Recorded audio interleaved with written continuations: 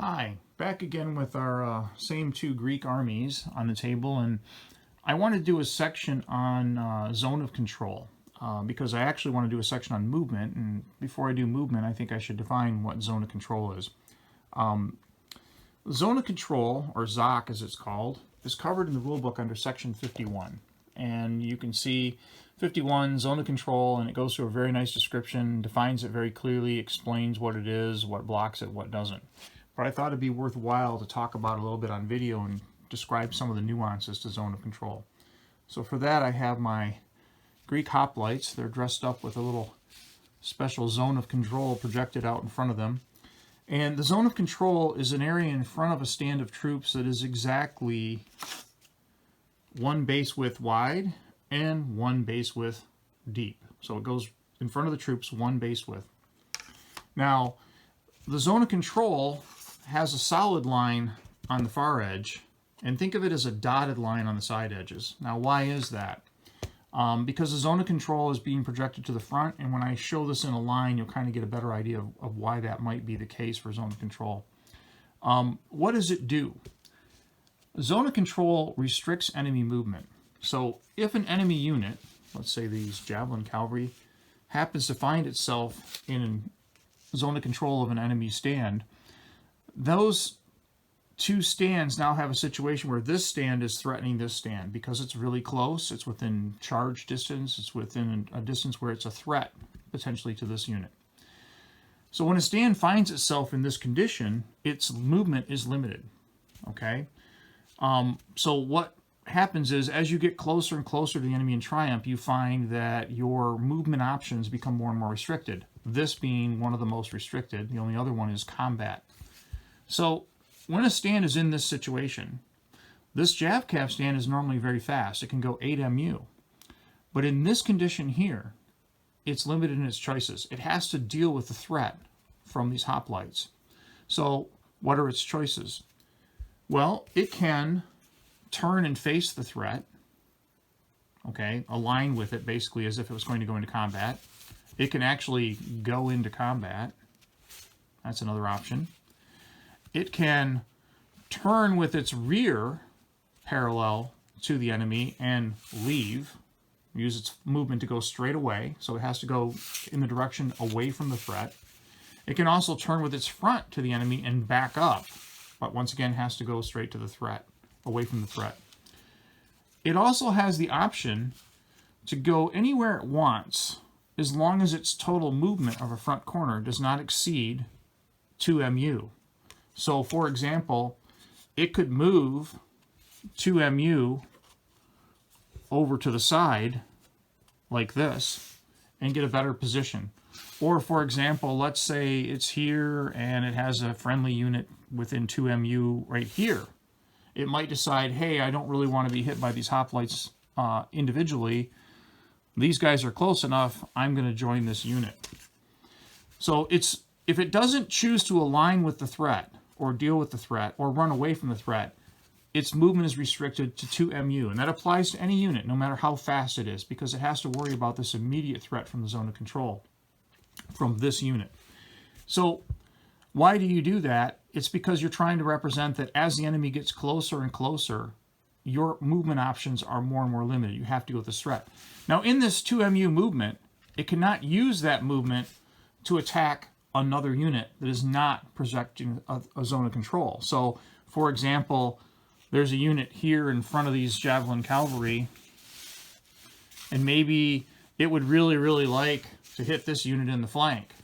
It cannot, because this unit is projecting a zone of control. This is the unit that is imminently threatening the javelin cavalry. So they cannot just ride up, ignoring that unit. They have to pay attention to the hoplites. So this unit is being protected on its flank by the hoplites. Now, if this unit was also projecting a zone of control by facing the javelin cavalry, now the javelin cavalry have a choice. They can deal with this unit, or they can deal with this unit, and their options are still the same. They can move 2 MU as long as they don't attack a third unit that is not in their zone, that is not projecting a zone of control. They can also align with this unit or align with this unit and run away, or they can attack either unit. because they have a zone of control from both. They can deal with whichever threat they think is the best option. So zone of control is a way of basically, as you get closer and closer to the enemy, restricting the movement of the army so that they have to deal with the threats that are presented to them. So what blocks a zone of control? Well, zone of control, as you read in the rule book, a stand's ZOC is blocked by a stand belonging to the same side. So, for example, if these light foot were in front of this unit, they would block the hoplite zone of control. So this unit's not in the hoplite zone of control, it's in the light foot zone of control. So this light foot would actually block the zone of control of the hoplites.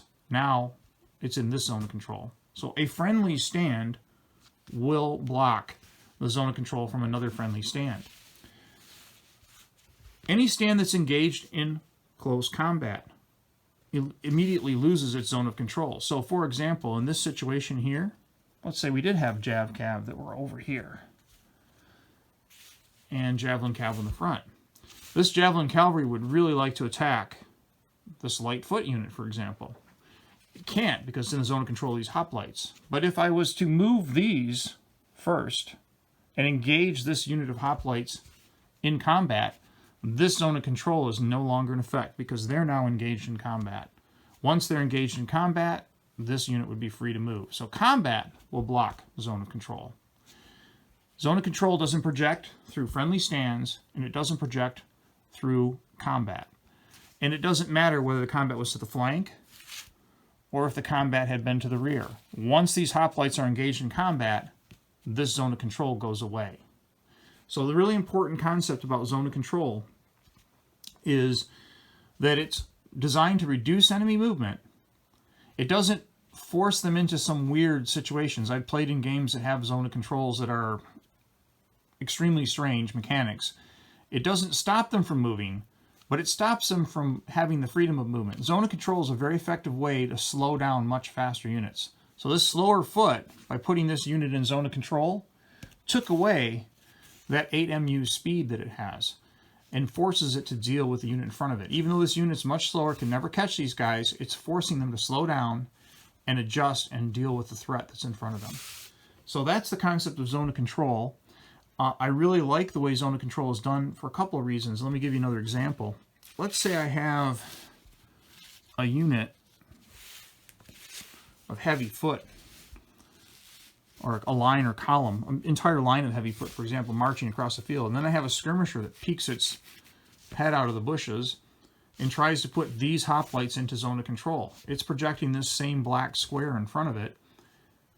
These hoplites, in some systems that I've seen, would actually be stuck. They can't move now because the skirmisher is peeking from the bushes and threatening their flank.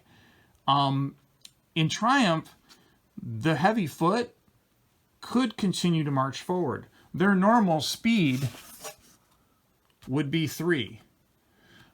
With the skirmisher putting them in zone of control, if they choose to ignore the skirmisher and continue to march forward because they've got a much heavier line in front of them, they would be slowed down to 2.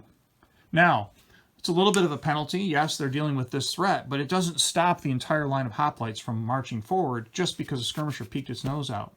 If the skirmisher wants to actually stop these hoplites, he's going to have to engage them in combat, which is probably something that they could do to try and break up the line. Once again, the hoplites don't turn, as we talked about in the combat section. They fight at a disadvantage. If the skirmisher is repelled on their next move, they can continue forward under the zone of control. They would be going to MU, but they can still continue forward to face the greater threat of, let's say, the enemy heavy line of hoplites or the Javelin Cavalry in front of this particular unit. So, zone of control, a very important concept. Another thing I mentioned in the beginning was, and I'm going to borrow some Saxon Horde to explain this concept a little further. If a unit is in combat with another unit and it gets recoiled and it falls back its base depth, it goes back 1 base depth. This unit is still in the zone of control of the hoplites. The hoplites are still in the zone of control of the Horde. However, if they had help from their Greek Javelin Cav allies, this unit is not in the zone of control of the hoplites, and the hoplites are not in the JAVCAV zone of control because the line on the side is a dotted line. Only the line on the end is a solid line. So when you have units that are fighting in a line next to each other like this, you're only in the zone of control of the unit directly in front of you, not the unit immediately to either side. So once again, the zone of control is really meant to project the most imminent threat directly to your front, directly to the enemy's front. And that way it stops people from doing really strange things like having an obvious threat directly in front of them, ignoring that and attacking somebody else. Or having cavalry, for example, ride very close past the front of an enemy unit like this and ignoring the fact that there's an enemy within charge range. So that's the purpose of zone of control, is to represent that more realistic approach to your enemy's very close, you have to slow down, you have to pay attention to them.